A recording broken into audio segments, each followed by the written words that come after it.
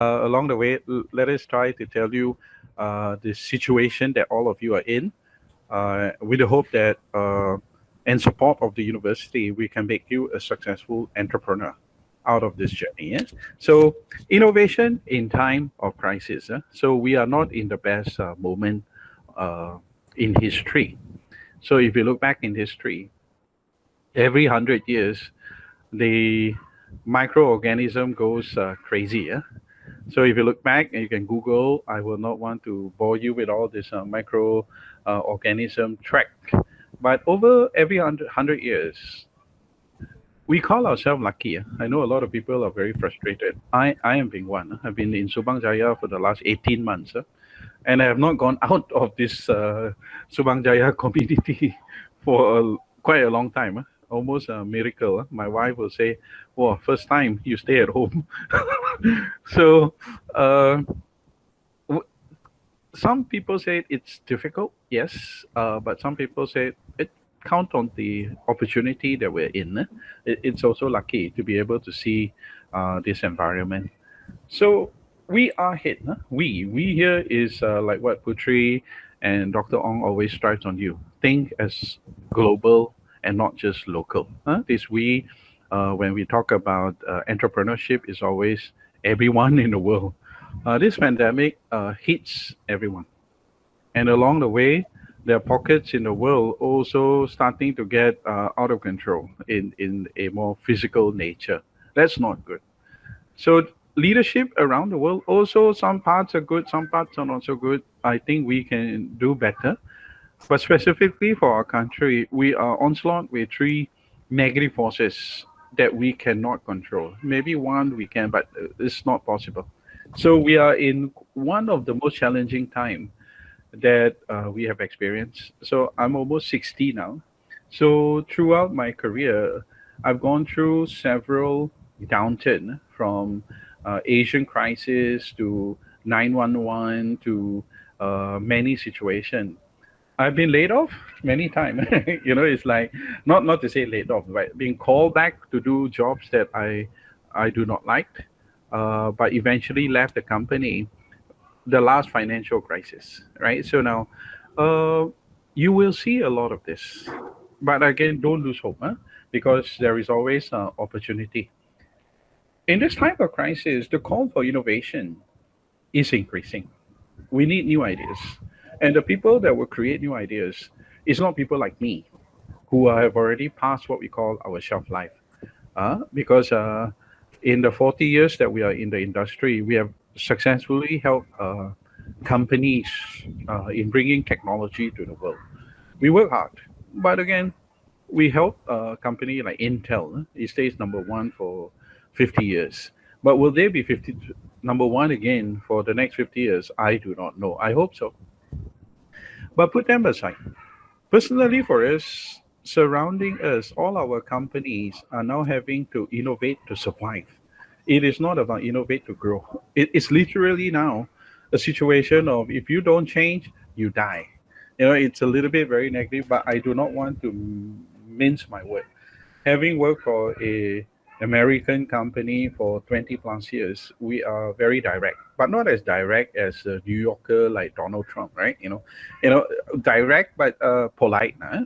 So then, the situation that we are in is what we call a contradiction, right? Because we are hit by a crisis. There is this major force that is acting onto us. The good part is the need for innovation increases. But the bad part is that we have to do that without resources. Resources like people are starting to be limited. Interaction time are also limited, right? Because now I cannot see you face to face. Our interaction time are reducing. For the last 18 months, all university students are learning with very limited time. And I applaud all of you for being able to do well while you have been learning from very little face to face time or connecting time. And the space too, the interconnecting space also is reducing. And I also applaud you for being able to learn while you are in a handicapped position, right? Because your time, your interaction, the space are all limiting.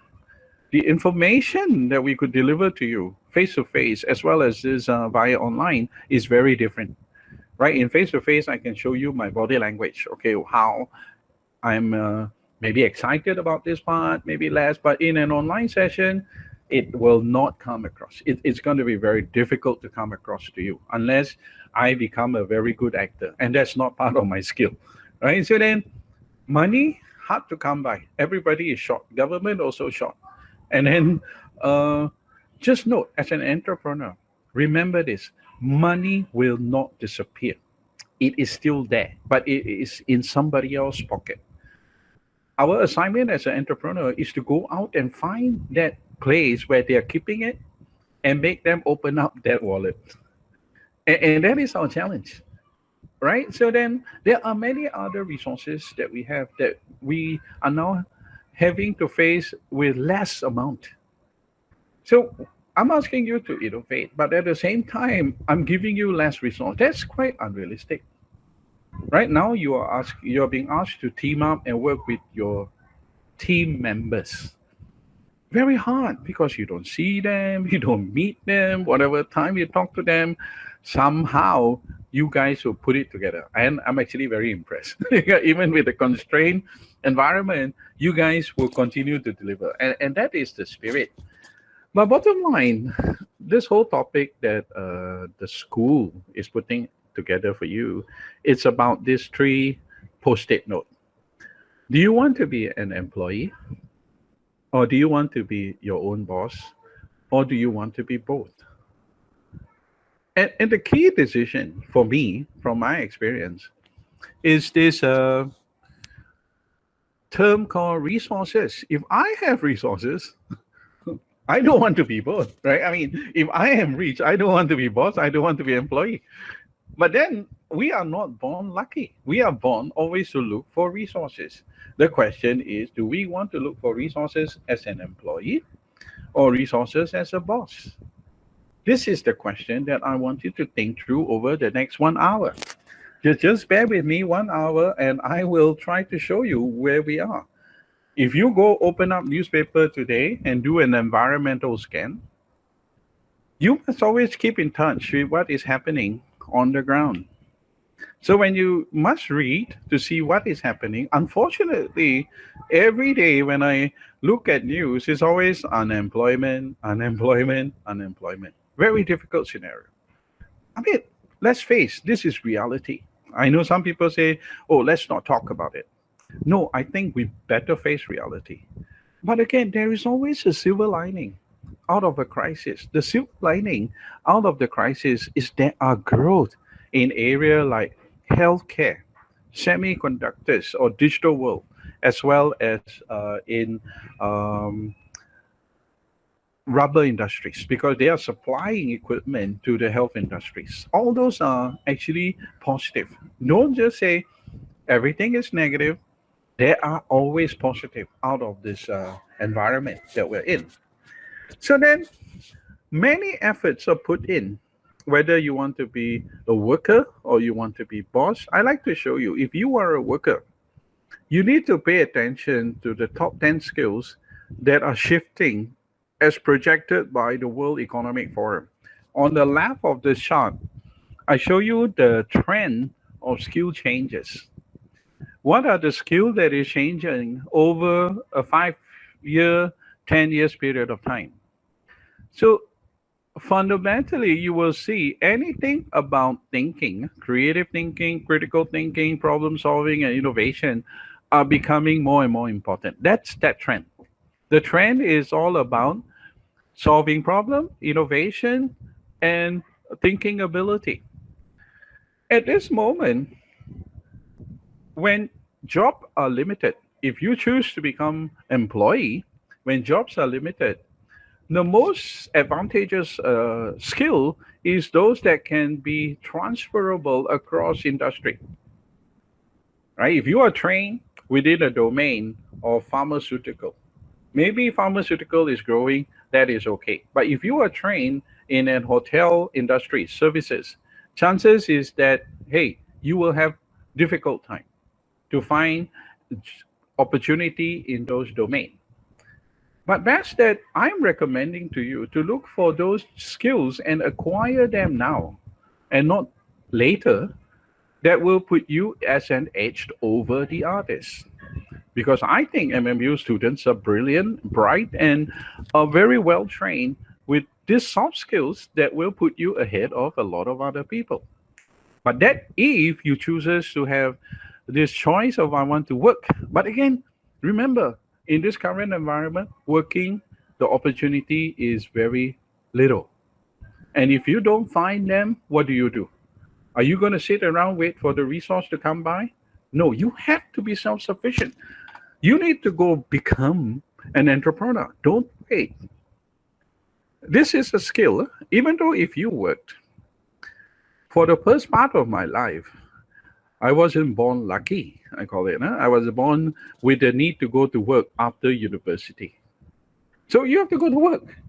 But over time, today, I run my own company. I run a social enterprise, right? I'm in the social innovation space, but it can be successful. But there will be one point that I like to encourage you to do both, to work for people and also to start your own business. This is the preaching that I'm encouraging you to do. And if you're an entrepreneur, these are three things that I want you to always remember. The journey of an entrepreneur must start with the right mindset and attitude. And this is exactly Putri and what Dr. Ong has designed for you. This morning, they give you a mindset learning to look at what social innovation is all about. And then they start plowing down the skill set of a startup, right? The subsequent three modules that they have lined up, from design thinking to business canvas to now trees, these are all about skill to startup. And after you start up, come to us. We'll teach you how to survive. Right? It's like it's a completely different ball game. But fundamentally, while you are in school, pay attention to these four modules. And if you aspire to become an entrepreneur, pay attention to these four modules. First, problem solving and innovation. That is a very important part of our entrepreneur journey. The tool that is recommended to you is design thinking and TRIS. And after that, you must have this ability to put idea to reality. We call those the product development and management module. If you cannot get through the prototyping process, you won't get there. And this morning, when you looked at, just before lunch, you looked at business canvas approach, that's in business marketing and branding. That whole 20, that template is all in module number 3. And lastly, there will come a time where you need to look for funding, whether it's through angel, VC, or bank loans. What are the risks you're taking? And when you start to take other people's money, you will lose your ownership. How do you manage that? So that is also one part that I want you to think about. So in a nutshell, when I call upon you to do both, you need to learn all these four modules and also the the critical thinking and all these problem solving skills that will also equip you to go to work in case one of your startup doesn't work out. Right? So now it's all about risk. Whether you go work for people, the company is taking risks. And if you want to be your own, start up your own company, it's all about risk. This teacher that you're having, it's a very, very caring teacher. When they line out this very intensive course, and after you've sit through 5.5 hours of training today, I want you to understand they are trying to lower your risks when you go out there to the real world. Because if you are not careful, you go out here today, there is only one chance that you will be successful after 5,000 tries. I don't want you to be like that. I sayang you guys too much that to put you out there with the chance like winning lottery, I don't think you should be an entrepreneur. I think we should drive your chance of success to what I call the best in the world now, 3 to 1. All right, 3 to 1. Right? Start up 3 company, one of them will be successful. I've started up 4, I failed 3, and one becomes successful. Right? So now it is not easy. But I don't want to start up 5,000 company and only get one success. So you need to understand whether you work for people or you become your own boss, it is all about resources and risks. Right? So a lot of people say, go, become employee, go, become entrepreneur. But I want you to think about it from a perspective of resources and risks, not just go blindly and jump into it and say, hey, I ran out of resources or I took too much risk. So how do you go from 5,000 to 1 to 3 to 1? Allow us to show you the technique to improve your skill so that you will be able to go from 5,000 to 1 chances to 3 to 1. And I would like to illustrate what I'm sharing for the next maybe 30 minutes with this simple exercise. There is this large number out there, and a lot of us are mathematicians when we go to school. I know some of you may not like math, but if I ask you to find the square roots of this number, if I don't give you the tool like calculator or phone, you will likely be unable to find it. Right? So confirm. Don't try. Confirm. No person can do this unless I give you a calculator or a phone that has a formula, and you can do it. Right? So that's what we mean. What we mean is that 5,000 years ago, humans will probably struggle to break through this equation. But 500 years ago, the mathematicians were starting to get better. And 50 years ago, the calculator was developed and people can count these square roots. And today, I think by a push of button, you can give me the number. To improve your chance of success, I want you to learn tools that will help you get from 5,000 to 1 to 3 to 1. Mankind has always been using tools to help us to become more productive, become more efficient, and to do better things cheaper, faster, and better. Tools. It will evolve over time. Same. What I'm going to share with you called TRIZ, it's about problem solving and innovation tools that will help you be able to solve problem that is more complex and the solution that is going to be better. So where do we find this recipe of problem solving and innovation? If you look at the top of the chart, there are 5 areas that men will usually go out there to find the answers. Obviously, we go to the library, go to the university, there will be knowledge and journals that document what mankind has already discovered. And today, the internet has bring some form of those information to us in a form of a click through mobile phones or computer.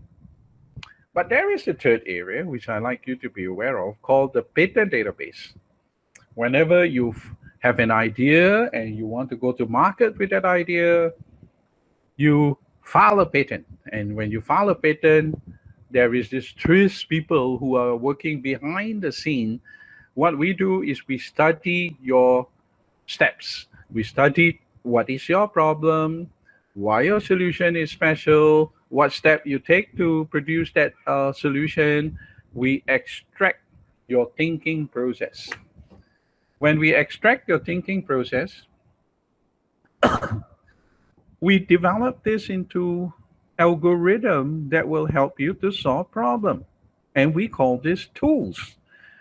And this work was done by a Russian patent officer about 70 years ago.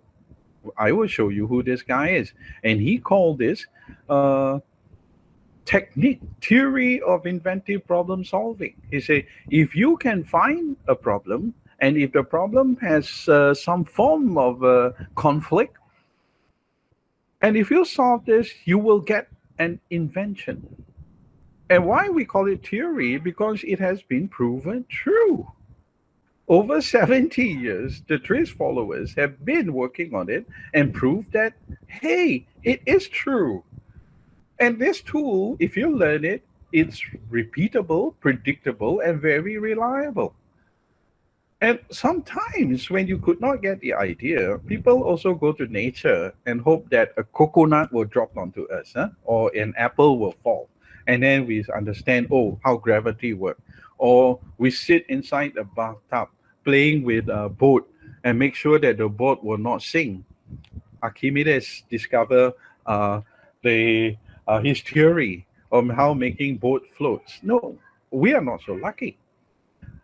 There is one location that drives me and my partner, Dr. Yo, to do what we are doing today. Because we are at the tail end of our career. Soon, there is only one place that we will go through. I call this the biggest library in the world. That is a cemetery. Okay? This is where we will be going. And I believe you guys will all head there too. But before we go, we want to pass you our knowledge. This is what we're doing. And then this tris had been a kept secret by all the developed countries. And what we are doing is that we, the developing countries, cannot afford to learn this tool because it's overly expensive. And my partner, Dr. Yo, and myself, 10 years ago, decided to create a social enterprise using local knowledge, local expertise. We created local knowledge that will now try to proliferate this tool to as many people as possible with only one goal: to close the innovation divide between developed and developing countries. We're still buying technologies and product from the developed countries. Huh? So hopefully one day, you guys and the future generation of Malaysian will, instead of buying technology from the developed countries, we will now ship our solution to them, that you will now make value out of it. So in short, what is TRIS? It stands for Theory of Inventive Problem Solving. It is a very structured and systematic approach. And it is a methodology that comes with many tools, because the whole tools is about helping you to solve problem better and to find better solution, so that the solution that you have are unique and the best in the world. Why would that be? Because it comes from patent database. And the patent database has given you a set of what is the latest in the marketplace. And you start with that one point. You don't start with ground zero. You start with, okay, go find the problem. After finding the problem, we will always ask you to do a patent check. And only from patent check that you will be pushed to bring your unique solution to the world that is likely going to be the only one in the world who produces that. All right. So the person who discovered this is this man called Heinrich Alschuler, Mr. Henry Alschuler. Unfortunately, he's not around anymore. He spent about 78 years of his life wanting to do one task. At that time, the task wasn't to close the innovation divide between developed and developing countries. No, he wasn't that. He just wanting to do one thing: creating innovators. All right. So his interest at that time was to try to say, can innovation be taught, or innovators has to be born? All of us in the universities and also all of us who are in this world today are of the belief that innovators can be taught. It's just like leaders. So leaders are not born. Sometimes they also have to go through learning. And this is why we try to put you through as much information as we can over the next 5.5 hours. Right? So what are the discoveries? The discovery number 1, number 2, number 3, I won't bore you. If you're interested, you sign up for the class that Dr. Ong will prepare, and we will go through the detail of what each one of this. But I will show you those items in red. What are 40 inventive principles? So Alschuler or the person who discovered trees says that all the problem in the world can be solved if you know this 40 inventive principle. How nice! If you know this 40 inventive principle, you can solve almost 95% of the world problem. Because he says when he read the patent database, he discovered that the inventor keep using the same solution to solve those problems. He has summarized for us this 40 inventive principle, which we call it the building block of innovation, the basic building block of innovation. And if you want to be an entrepreneur or an innovator, I request you, you must at least know this 40 inventive principle. If you don't know, you're going to be 5,000 to 1. I feel very sorry for you because I want you to make sure your ratio and your risk is better. Second, technology move in a particular trend. You don't need to guess or maybe go wildly find that. You can predict the next stage of change, right? And lastly, you always use scientific effect from another different field. And what you will then do is to apply that knowledge to become a benefit for mankind. Okay, so this is what I'm going to share for the next maybe just 20 minutes. All right, each one of this. All right, I'll talk to you. But before we go there, I like to show you what we mean by tools. Because before you do anything, if you go to try to solve a problem, the first thing we want you to do is always to do a system analysis. I want you to understand how the system works. So assuming today I take you and say, okay, go analyze the motorbike as a system. So when you break down the motorbike, you will see a very complex diagram on the right. And we call this tool a function model. Before you solve any problem, we want you to understand the system. But don't go look into the detail. You go like, oh, what are you doing? But here, when I break it out, I say fundamentally, the motorbike is made out of 11 system components. And most of the function, it can be summarized to just 5. It is to hold, it is to direct, and very simple. It is not rocket science, but it's very simple. So here, after you analyze the function, then you say, I have 11 components in my system. Which one will I want to improve? Because before you start innovation, you have to find problem. Where are the problem now? Which area do I want to improve? I have no clue. The next thing that we will teach you when you come to the class is this concept of value. This is value engineering, the innovation driver that pushes the trees believer to achieve a goal of what we call ideality. So this formula, which we use most of the time, its value is equals to function over cost and harm. So every time when you talk about your innovation value, when you go to do your value proposition in business canvas, this is the formula that I will be checking on you, right? You say, oh, my value proposition is this, right? One of the statement earlier was MMU, right? We want to make a business canvas about MMU. And what is MMU value proposition?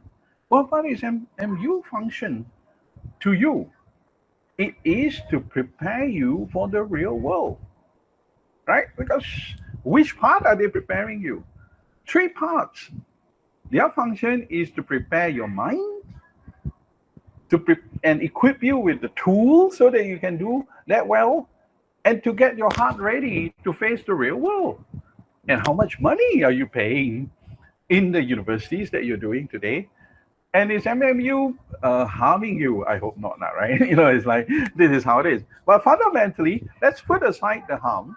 Usually, I would like to go to a school that it can prepare my mind, equip me with tools, and set my heart ready for the real world with 0 cost.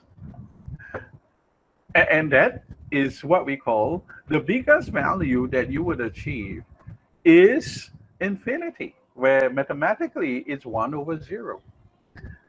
And these systems do not come by very often. And this is a system where we call the most ideal system is that the system disappear. What it means is that the best university in the world is where the university where I go to, it will teach my mind, prepare me with the tool, and get my heart ready at no cost, and there is no structure.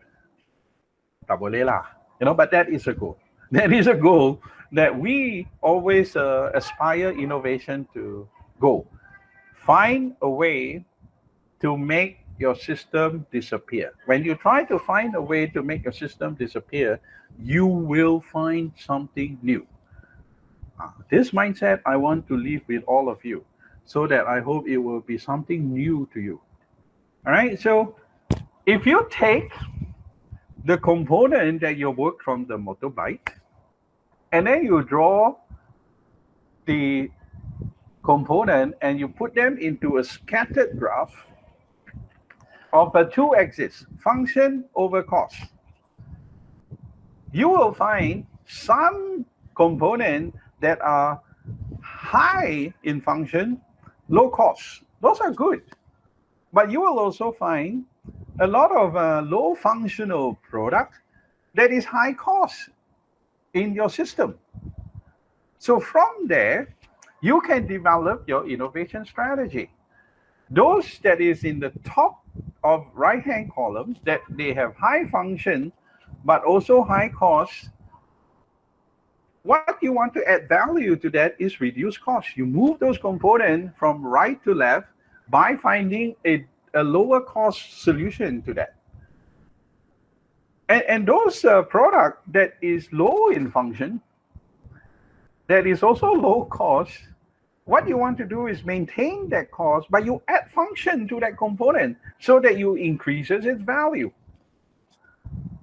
And when you write value proposition, I will be looking out whether your value proposition is all about reducing cost, about adding function, or to remove that item. Because that's what I'm looking for in your innovation. As simple as that.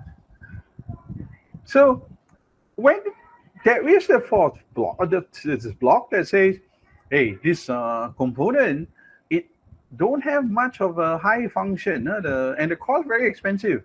You trim that away. Try to take that and kick that out of your system so that your system will now be able to perform better. Because we were based on this value engineering formula. And from there, I developed innovation strategies. Because from these innovation strategies, you will obtain your value proposition. What exactly are you trying to do? A lot of you will just tembak. It's like I see. A lot of you will just go and you shoot without knowing where you are in your innovation strategy. And over time, if you take the strategy of this trimming here, you can take a motorbike and start taking components away. And we will show you how you can do that. It is all about the how, even though you have your innovation strategy. But if you're not careful, you will not have any idea how to do that and which part to take away first. All of this allow us to share with you what we have learned from the patent world that we have extracted and give it to you. And besides those concepts, besides those tools that we are looking to train you, we also want you to understand, like what I mentioned earlier, that there is this 40 inventive principle, that all solution comes from there. What are those? Now you can see this very big chart, not a rocket science, but if you come to the class, or you can go see Dr. Ong, he's trained, he's a master there. So he will tell you all of this. So then, we call this the building block of innovation. What do you mean by building block of innovation? Remember, when we were young, when we were a child, maybe about 2 to 3 years old, our parents will start to teach us to read. Before we know how to read, our parents must teach us to sing this one song, A, B, C, D, E, F, G. This song, the whole intent is for them to teach us the building block of reading. There are 26 of them. And each block has its sound, has its alphabet. When we put the alphabet together, we make word, we make sentences, we make paragraph, and this is how we read. Likewise, if you're an artist, the building block of an artist is only two: straight line, ability to draw straight line, or ability to draw circle. If you can do that, I guarantee you can draw. But you must acquire this basic building block. And if you say, I want to be a successful innovator, I want to be a successful entrepreneur, you want to go out there to the world without knowing this, I would say, stop, come back, give us the opportunity to share with you this innovation so that when you go out there, you are more prepared. So let me show you first. The first one is segmentation. I will not take the time to go through all 40. You want to learn 40, go to Dr. Ong. Right? The first one is segmentation. How is this used? Let me show you. Lego. Lego, very common. It's a segmentation concept. Uh, Coca-Cola uses it. There is a furniture company that every product that they sell must go through segmentation process. IKEA. IKEA is famous with this segmentation principle. Principle number two, extraction or taking out. What do you mean? This principle says, okay, old time, people travel across ocean, they bring with them bread. Bread, after 4 days, you will have a lot of microorganism growing on it. It will not become, it will become moldy and cannot be eaten. If you eat it, then sakit perut. So no. So they remove the water. So they extract the water. They make biscuit. Biscuit lasts longer, and it doesn't mold after 4 days. So this same concept is used in instant noodle, salted fish, making jams, or a lot of fruits that we are drying up just to keep. So local quality is principle number three. I'm just going through very briefly, because today is just an high level intro. So this local quality, you have nasi lemak burger, McDonald's, right? Try to make things localized, right? So here is an example of local quality, where a pencil that can write and also erase, a hammer that can also drive nail into the wood but also remove. We will share with you the thought process behind this, and also the concept of a SPOC, hybridization. All right, hybridization means system A marry system B. All right, this word hybridization, I want you to write it down, because what I'm setting you all to go do is to do both. I want you to hybrid yourself to become an employee, but also I want you to prepare yourself to become an entrepreneur, because there will be moment in time where you have to do both. Right? We are not so lucky. We have to still make money and the day to day to put food on the table. But then at night, maybe you also becoming an entrepreneur. But there will be an hybrid in part of your life. So the two systems will coexist at the same time. This is what we are calling you to do. So learn both. So how is the inventive principle applied? Let me show you. Organ donors, for example, if you go to Singapore, the organ donors are 90+%. But if you cross the border to Malaysia, maybe we are at about 30-40%. Yeah, it's gotten better. A while back, it was about 20%. How do they do it different? In Malaysia, when we want to become an organ donor, there are programs after programs for you to sign up. So you go and then you fill forms and then you sign up. Okay. In Singapore, a little bit more tops down. They said, hey, the moment you are 21, you are automatically an organ donor. So if you do not want, you sign out. The principle here is principle 13. You do it the other way around. Same. During a crisis, I still cannot figure out why our government would want people to sign up and pay 70 million for a system that would encourage people to sign up. I think you should mandate all the resources around you, which are the clinic, the school, the hospital, to just vaccine everyone. And the people who do not want, they go fill this system and reschedule the slot. And we're wasting too long in this process. Huh? So just remember this: there are always a different way to do things, and if the solution is repeated, and the answers are not coming to what you are achieving, please change that. Right. So now, no, this is not a session to talk about that. Huh? But come back to where I want us to focus on. What we want to focus on is, hey, chocolate fillers. So we like this chocolate that some friends sometimes will buy for us as gift and all that.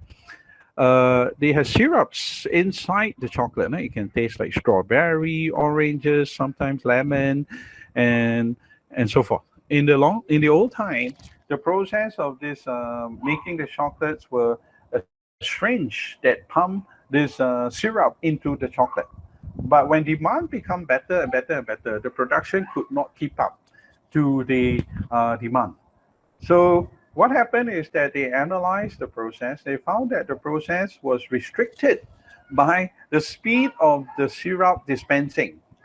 So they discovered and said this speed of syrup dispensing dictate how fast they can produce this chocolate. And they said, let's speed up the process of how the syrup will flow. So what they did was they heat up the syrup, because when they heat up the syrup flows better. But when it flows through the chocolate as a hot syrup, what happened? You created a secondary problem. The secondary problem there is that it punched a hole through your chocolate. Then you start to bottle. Hey, cannot. That's not good. I mean, what? I improved one problem, but I created a second problem. And that is contradiction, a conflict. And trust is best used when you are in that moment. So what it does is that after they look at all the patent out there, and they found by using this concept of, hey, do it the other way around. Instead of heating up the syrup, what's the opposite of heat up syrup? We cool it down. Let's cool it down into an ice cube when we just dip this syrup onto the chocolate, liquid chocolate, and it will just coat. And the process is now reversed from dispensing syrup to now chocolate coating process. And this one speed up the whole process of making the chocolate. Huh? So wonderful. All right, so now I've said, okay, I'll introduce this discovery. The first discovery was all about 40 inventive principle. Now this is the second discovery, trends. What do you mean? I said, hey, don't have to guess. You can forecast what's going to happen. Let me show you the fundamental steps of this forecasting technique. The first way is let's look at when we go to school in science during Form 4, our teachers will always teach us solid, liquid, gas. Huh? These three terms, solid, liquid, gas. So if you apply this trend to soap, in the old days, our grandparents were using what we call the solid soap. And I bet you today, a lot of your bathroom has liquid soap, most of you. And at one point, the gas soap was developed, but it was used mostly in hospital. But today, because of pandemic, the COVID, every mall, everywhere we go to, we are now using the gas soap, right? You know, it's like alcohol based, it's kill germ, and it's a gas soap. So this is how a trend is used in predicting where we are going. And you don't need to forecast, you just predict based on trends. And here, same thing. In the old days, the ancient tires were made out of solid stone or maybe cut out wood.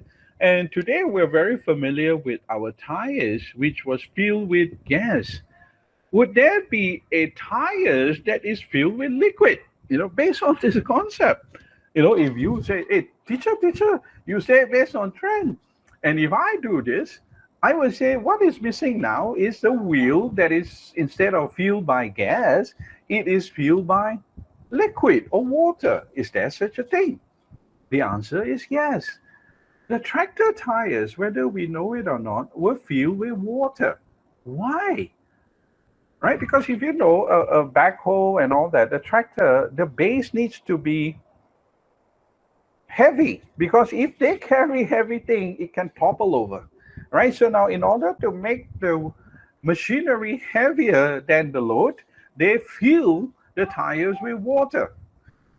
Haha, I never know that. But again, if you know trend, you can guess that it can be done, right? So now, in trends, we will teach you 9 trends, right? It's like if you allow us, then we will teach you how to do prediction based on 9 trends. Where does this 9 trend come from? It's from patent database. Huh? It's not cooked out by any man, but all the successful inventor in the past contributed to this. And one of the trend that I like to show you is trend of increasing dynamicity. Make things become more and more flexible. Huh?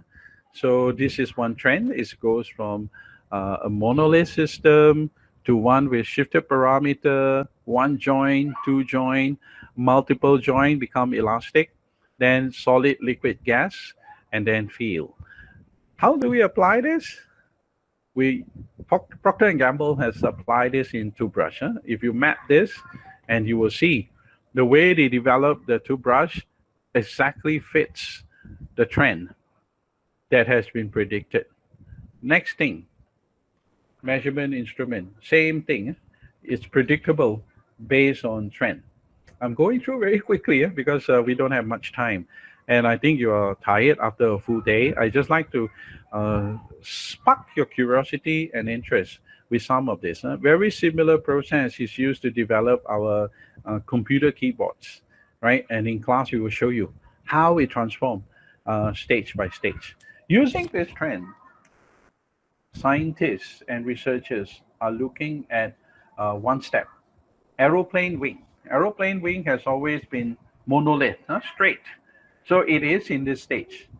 So we think one day the aeroplane wing may have joints, because birds fly not like this, but it has joints. Likewise with bat, likewise with insect. So we think mankind have not made much breakthrough yet in terms of flying machine, but maybe one day we will do better, and the runway doesn't need to be so long, right? The runway may not need to be so long.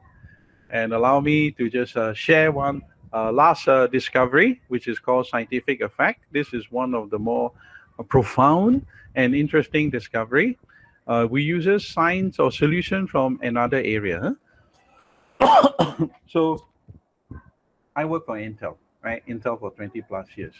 One of the challenge of semiconductor industries is to make the circuit, the units, the CPU that is so small that we have to print layers and layers and layers of silicon onto this device like a wafer. Huh? This is a wafer.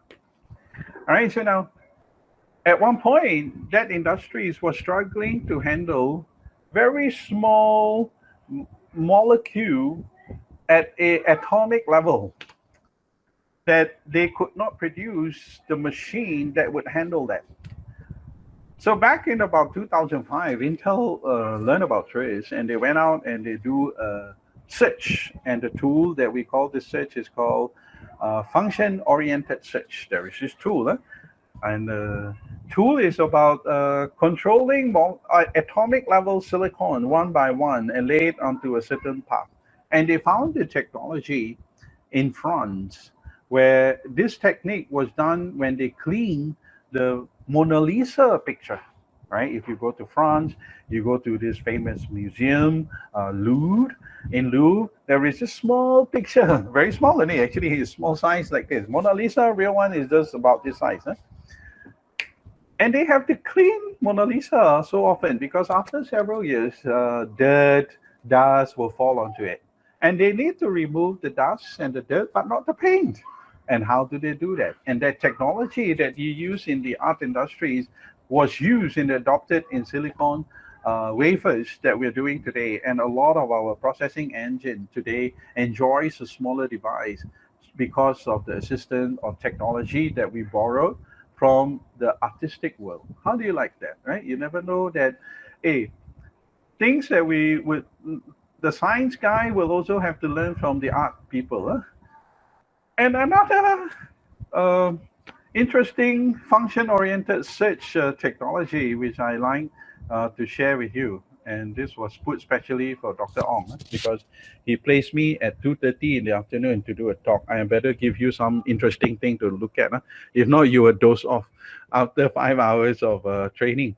Okay, a lot of you Metro men and Metro women. All right, I know Cyber Jaya MMU student love to look very, very well. All right, and the world have 7 million people. Fortunately or unfortunately, this need to look white in the face, it's very popular in Asia. And in Asia, we have a big population, very big population. And we like to look fair. And if anyone with dark skin, we always associate them as not so beautiful, whether men or women. So now there is this cream that comes along that make us look white. How would you like that? In the ancient time, I want you to Google tonight, and I'm not bluffing you. Go find how in the days of Egyptian do they make the human skin look white or fair. They uses a metal called mercury. All right, so the mercury, when you put onto your surface, it will bleach you and it will look very fair, but you have a risk. What's the risk? You die, right? And it's like, no, I don't want you to die. I want you to look pretty, but don't die, right? You're too young to go, all right? So, not yet. So then, over time, science borrowed the answer from who? From the polar bear. Polar bear have always known this technology since they were born. So what technology did we learn from polar bear? Hey, very simple. Polar bear is an animal that needs to be white in where they live, because if they are black or any other color, their prey, the animal that they try to attack, will see them. So they need to camouflage themselves with very white skin. Unfortunately, being in the Arctic or in cold places, you need a black color underlaying. If you shave the fur of polar bear, what you will get is a black bear. Polar bear actual color is black. The skin is black. But the fur is translucent. It's not white. It is like a plastic, translucent. And when light shines onto the translucent fur, covered by a black background, what comes back to our eyes is white. And this was the technology that polar bear have known all this while. And mankind borrowed this answer for the cream. So what they do is that in the cream, we added microplastics that when you apply onto your screen, this microplastic will line up like the fur of the polar bear. And you will look very fair. All right, you like that? Okay, interesting. Which brand? You come to class, we tell you. Or you can do patent search, right? If you don't come to class, we won't tell you which brand, right? You can buy the brand with mercury, then okay, sayonara, right? But you come to class, we will tell you which brand will do that. And likewise, the reverse can happen. So here we talk about if you want certain solution, you look for it from a function perspective. And if you go out there in the science world, you search for the answer using function-oriented search. But on the reverse, you can do inverse function-oriented search. So you try to find how you would use this microplastic that will now change color by pressure. And you will apply them in multiple industries, from clothing to lipsticks to nail polish to cups to bandage and so forth. All these are techniques that go see Dr. Ong. All right, if you cannot find me, go see Dr. Ong. He can teach you. He can tell you what is FOS and what is inverse FOS. Guys, I know you are laughing over this, but remember, we're entrepreneur. We are supposed to serve the world with some interesting thing that you make money. I want you to make money, but in a good sense. So here, you will find what we have learned is that the creativity technique here is we have this belief. The Trish guy has this belief. Somewhere, someone out there has solved a problem like us. And what we need to do is go find the solution and adapt it to our need. Right? It's almost like go copy and then readapt it so that you will not get sued. So that's in a nutshell what we want you to do. So what we would like to sum up is can innovator be trained or are they born? So after spending a long time in this subject, right when Intel gave us the opportunity to be trained, I switched my belief that innovator can be trained. And I like, with your permission, to make you Steve Jobs, Bill Gates, and so forth. No, not like them, a little bit better, right? It's like, okay, we cannot turn you to become Leonardo da Vinci, but a little bit better, right? It's like closer to that.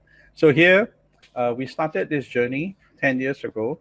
Take this knowledge of Trace, that all innovation emerges from an application for a small number of inventive principle and strategy. We said we have used it to make one company successful. Let's try it. And let's try it with Malaysian and see whether Malaysian can improve our idea that we have created.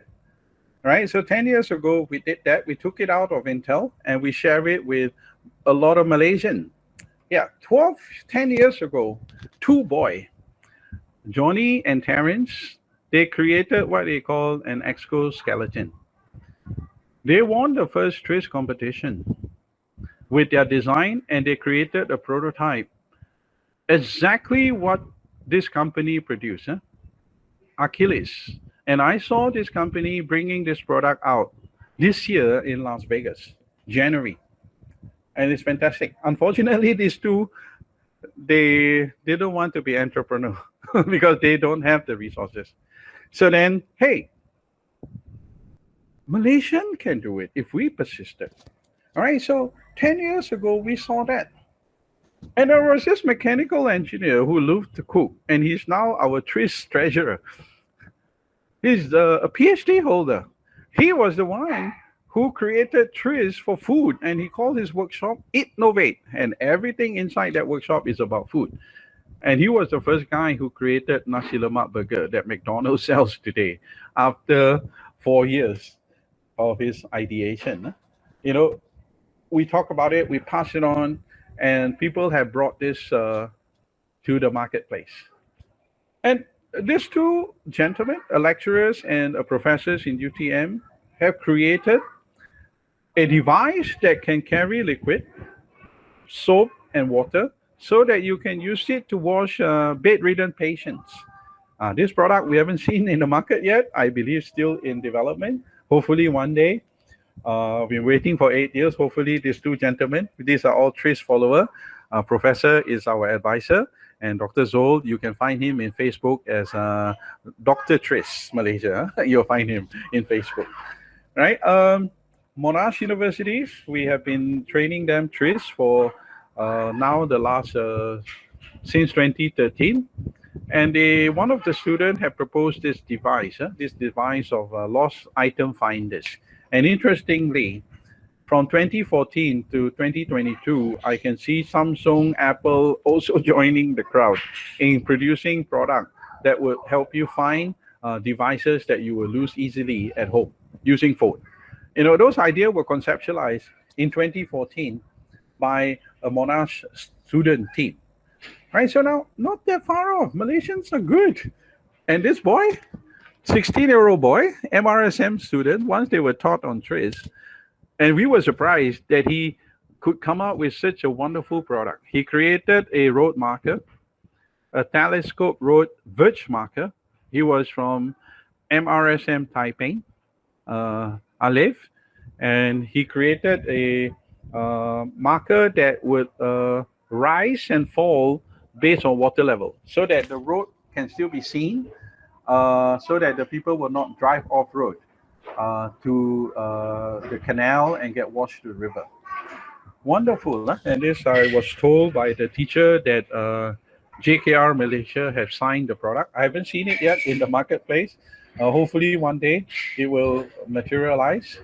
And this boy, a UMP student, diploma, advanced diploma student, Ridwan, he had his concept many years ago, about maybe 5 years ago. Um, he said, every time for those motorbike rider, we have to use this side stand. We like to use side stand because it's easier. But sometimes when we are in the rush, this side stand, we will forget to flip it up and then we will ride. And if we turn left, it's dangerous. So he created a spring device that every time when you step on the first gear, there is an automatic switch, like a pull, that the spring will lift the side stand for you so that it will not uh, come in the way when you turn left. Huh? So wonderful solution, but he gave this to Modernas. Modernas now uses a different solution, a different principle of operation. They use a sensor. So some of your motorbike, if your side stand is not lifted, the sensor will not allow you to switch on the motorbike. Very similar trends, and I was very happy that kids, university students that were taught the three subject, their ideas are really, really up there with the work. And one of the problem, even when we train trees on housewife, they could combine the technique and teach language in parallel. And this is a children development centers that we are funding, basically to try to learn multiple language at the same time. So can be done. We are seeing this live going on right now, and we're collecting as much data as we can possible. Very recently, just last year, the winner of Trace competition is two beautiful lady from University Malaysia Sarawak, and they talk about the tudung saji. Yeah? I make sure you don't copy the ideas. They are now productizing this product, and here they are taking the tudung saji. I was told that IKEA has it, but now they're adding two more features to it: a food warmer and a UV sterilizer to kill the microorganism. And we hope one day this idea will become a new kitchen appliance that every household have at home, in particularly Asia. And recently, just about 3 weeks ago, a Monash student also presented a device that can be clipped onto the handle of the rail to stop pregnant women or old lady who move up and down the stairs from falling down. It's a wonderful device, and there are many, many more. I'm just picking up some just to show you that once you learn trace and allow us to show you the tool, I'm very sure your success rate will improve from 5,000 to 1 to maybe 10 to 1, not 3 to 1. We are at 3 to 1, but I think it will be at 10 to 1. But your idea will get better and better and better so that when you bring your product out there, you will serve the world. This is what we want. And this, I go back into my database. I refer to one idea that was generated by a participant in Google Science Fair. This boy, he came up with this idea where he harvests the kinetic energy from cycling and turn it into a potential energy and eventually a heat removal energy so that it can cool the vaccine when we need to transfer vaccine to rurals.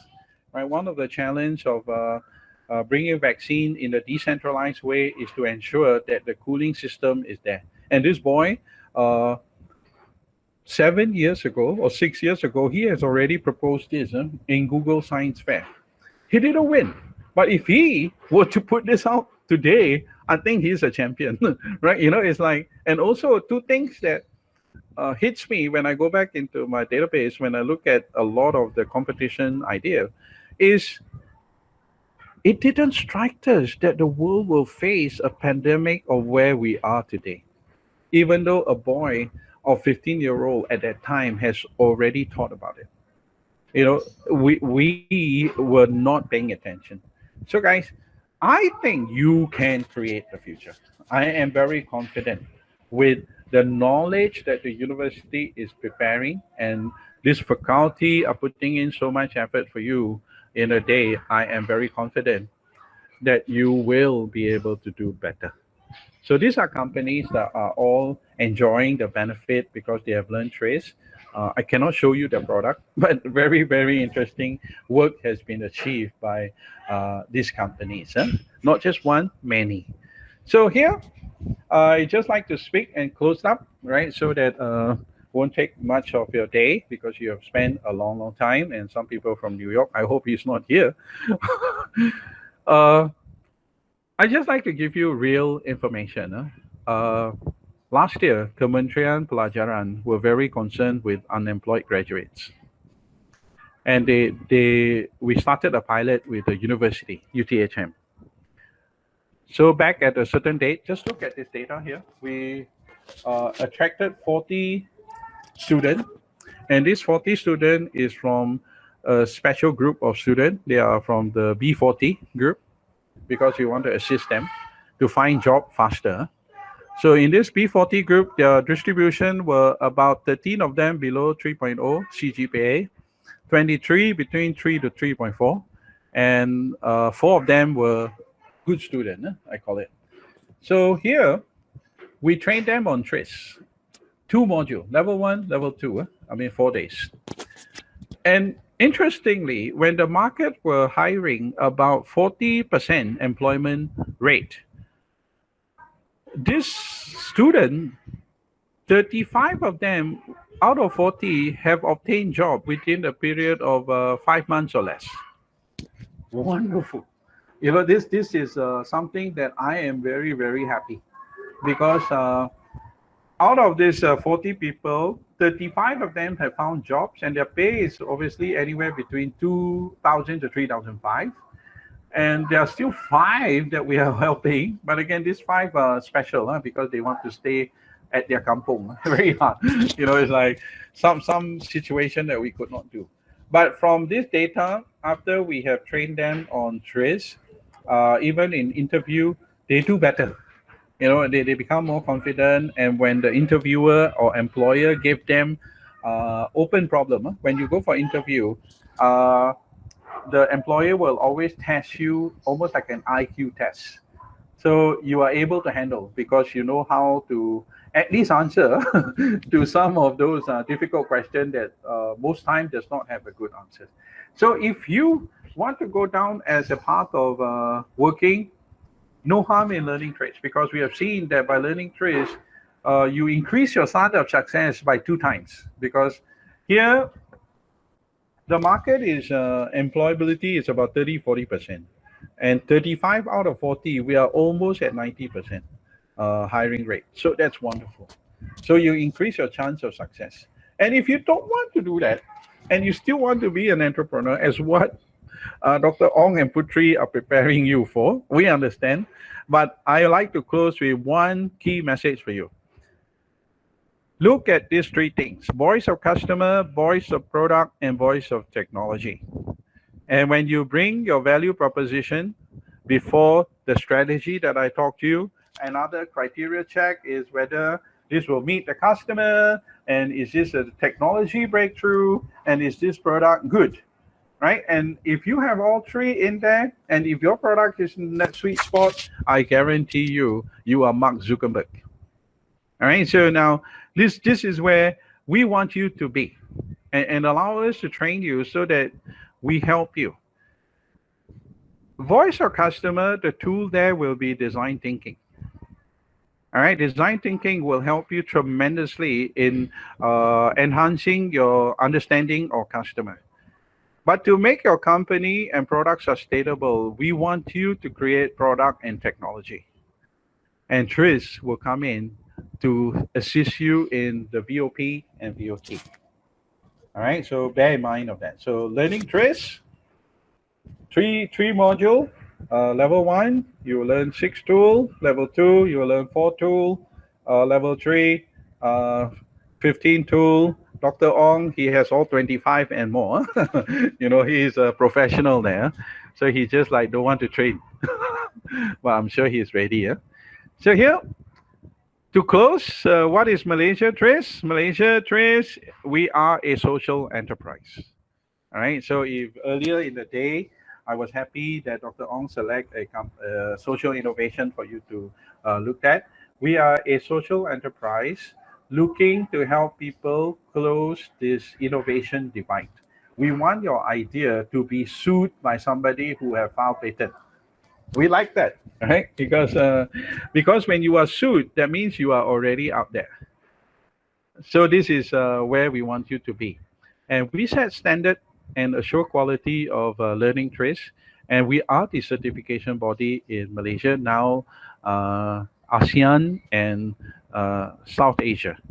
So one of the way we do this is to learn trace. If you cross 2 days level one, you go to Europe, you will have to pay €2,000 for 2 days training, and €2,000 today will be about 11,000 ringgit. So you will have to fork out 11,000 ringgit. Here we have commoditized trace so that you can afford it. So do learn, don't lose the opportunity. And all of us here is to help developing countries. My focus is not just Malaysia. I started in Malaysia, but after 10 years, you've seen we've been to Philippines, Indonesia, Pakistan, soon you'll hear about Nigeria and all that. So we just want to prove that innovator can be taught. All right. So to conclude, crisis obviously brings a need for more innovation. Right. So equip yourself with the right tool, be it design thinking, TRIZ, business canvas. Those are all tools. All right. Learn those secrets, put them all together, and be successful. Lastly, to be an employer or boss, I like you to be a hybrid. Do both so that you'll be more successful. Because I know it's hard, because sometimes parents expect us to earn a living. Entrepreneur, 5 years or so, nothing to eat sometimes. Right? Let me tell you, it's not so easy. To be an entrepreneur, be prepared to go hungry for 5 to 10 years. I know if somebody tells you that your entrepreneurship, you can make money in 2 years, I would like to see this guru because there is no such thing. Sorry, I'm telling you. So to conclude, I prepared just about 90 minutes. So give you about 5-10 minutes of questions. Feel free to contact me. This is my information, my email, the website that we belong to, and my phone number. If I've said anything wrong, I apologize. And I just want to be direct. So here, to close, please learn both. Please learn both. Right. So the best preparation for tomorrow is doing your best today. This is all I ask. Right. And this is your time. Right. And the time is obviously, I know you have less resource, but go for it. Go for it. It's like, okay, Putri, Dr. Ong, that is all that I have prepared for the student. So I do not want to take too much of their precious time, because I know they all want to go out there and become entrepreneur. And if they have any question, guys, please ask. Don't be shy. One of the thing about entrepreneurship is jangan malu, because one of the lesson is making sales. Making sales is the hardest, because the customer always say no. And make sure sometimes you will cry first, because your customer may not be customer number 1. And it could be customer number 99 before you get your next biggest order, and you will cry 98 times. All right, please. We have cried. If any entrepreneur tell you that we have not cried, this guy is a miracle man. No, it's difficult. It's difficult. Working easy, but you will not be financially free. Right? So it's just two paths where you want to be. Questions? I hope. Yeah, go ahead. Just wanted to highlight if you were to see the chat box, they started chatting and talking, and what sparked it was the picture on polar bear. Uh-huh. So yeah, so some participants shared a picture of polar bear without any furs. Yep. I know. I've been looking for it actually. Whoever have that, please send to me. Yeah, you can have a look at the link. Oh my god, I cannot unseen what I have seen. And, So and whoever that has the polar bear without fur, please send to me because I'm not being able to find that picture. And every time I find, I find huskies, the dog.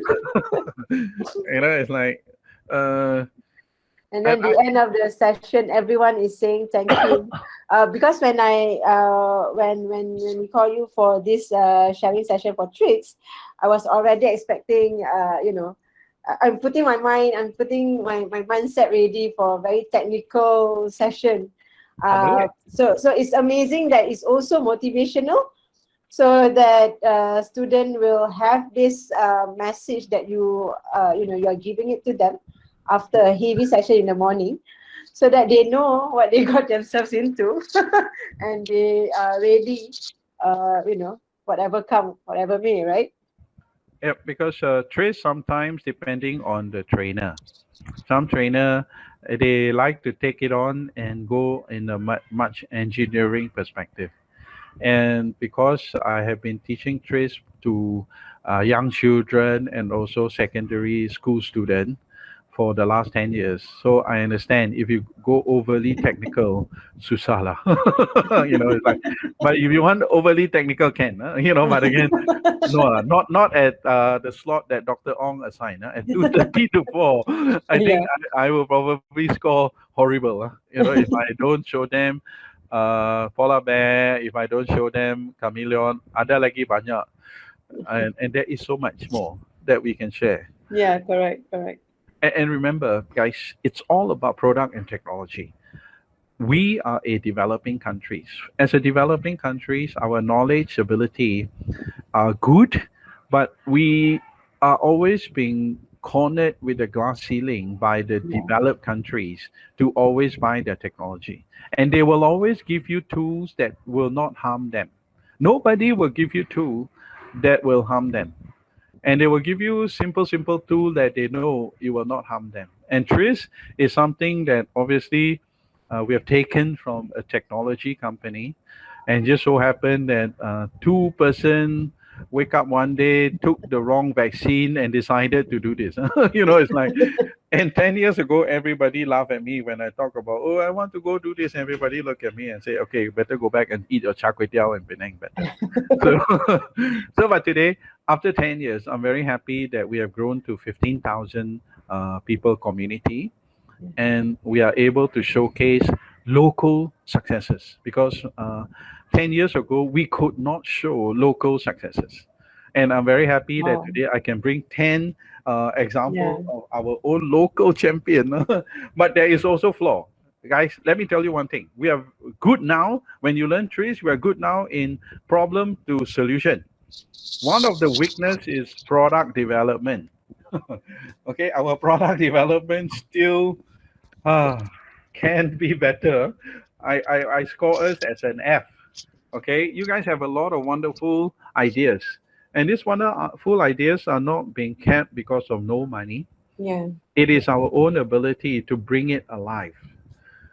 So at one point, okay, our ideas were okay, not so world class yet, but I think with some knowledge that the university have put in, I think the ideas are going to I call it a class level, going to A plus, because last Saturday we got a call from Jim Dyson competition. One of student participant entry apparently has a conflict with a patent of a University of Sweden. So we are happy because when we get a call that they threaten to sue us, we are all celebrating in a very different uh, mindset, because that means our student work are up there, and all we need to do is apologize and ask for forgiveness and say we will not take your idea lah. And in trace, when you are like Dr. Ong, he's a professional. He can circumvent a patent. I know he's kung fu. He doesn't want to show you lah. Right? It's like he always very humble and he always smile when he talk, and he can circumvent a patent. And this is one area that we try not to share with you. Because it's like a hacker, it's like a programmer. Well, I can program an application, and I can also write a virus that I can attack you. So it's good and bad.